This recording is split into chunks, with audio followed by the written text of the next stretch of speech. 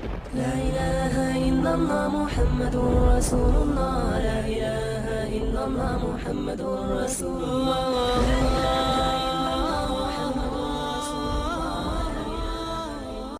ناظرین اکرام، اللہ نے اپنی تمام مخلوقات کو نہ صرف بے شمار صلاحیتیں دیں بلکہ انہیں مختلف حواس سے بھی نوازا جن کے ذریعے یہ مختلف امور سر انجام دیتے ہیں.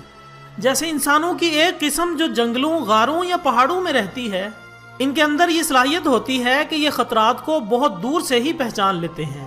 مثلا اگر طوفان آنے والا ہو تو انہیں آسمان کی رنگت یا ہوا کی بو سے اندازہ ہو جاتا ہے، یا زمین سے کان لگا کر یہ اندازہ بھی لگا لیتے ہیں کہ زلزلہ آنے والا ہے. ناظرین، انسان تو انسان، اللہ نے چرند اور پرند میں بھی ایسی خصوصیات رکھی ہیں جس سے یہ نہ صرف دشمن دوست کا پتہ لگا لیتے ہیں بلکہ ہر طرح کے خطرات کو بھی بھانپ لیتے ہیں. اگر طوفان یا زلزلہ آنے والا ہو تو گھوڑا اپنے کان گھمانے لگتا ہے. بارش سے پہلے چونٹیاں اپنا کھانا اکٹھا کر لیتی ہیں. اسی طرح شہد کی مکھی کے بارے میں ہے کہ ہزاروں میل کا سفر طے کر کے اپنے ہی چھتے میں آ جاتی ہے. اور یہ بھی کہ جس جگہ سیلاب یا طوفان آنا ہو تو جاندار اس جگہ سے پہلے ہی ہجرت کر جاتے ہیں. مختصر یہ کہ اللہ نے تمام جانوروں میں عجیب و غریب صلاحیتیں رکھی ہیں جن کو دیکھ کر عقل انسانی حیران رہ جاتی ہے.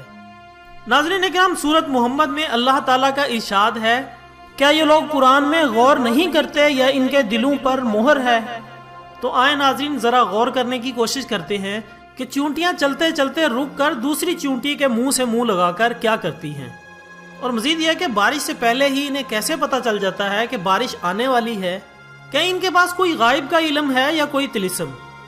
ان تمام موضوعات پر بات کرتے ہیں. حضرات، چونٹیوں سے متعلق سورت نمل کی آیت 17 اور 18 میں اللہ تعالیٰ ارشاد فرماتا ہے، اور سلیمان نکلے اپنے پورے لشکر کو لے کر جس میں انسان، جن اور تمام جانور تھے، فوج بندی کیے ہوئے جانے لگے یہاں تک کہ وہ گزرے وادی نمل سے جو چونٹیوں کی وادی تھی.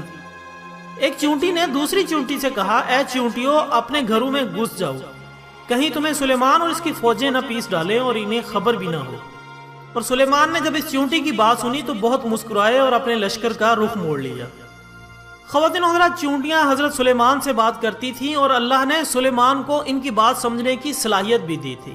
جو بات قرآن نے 1400 سال پہلے بتائی، آج کی جدید سائنس مختلف تجربات کرنے کے بعد اس نتیجے پر پہنچی ہے کہ چونٹیاں ایک زبردست معاشرتی سسٹم میں رہتی ہیں اور اتنے کمپلیکیٹڈ سسٹم سے بات کرتی ہیں کہ عقل دنگ رہ جاتی ہے.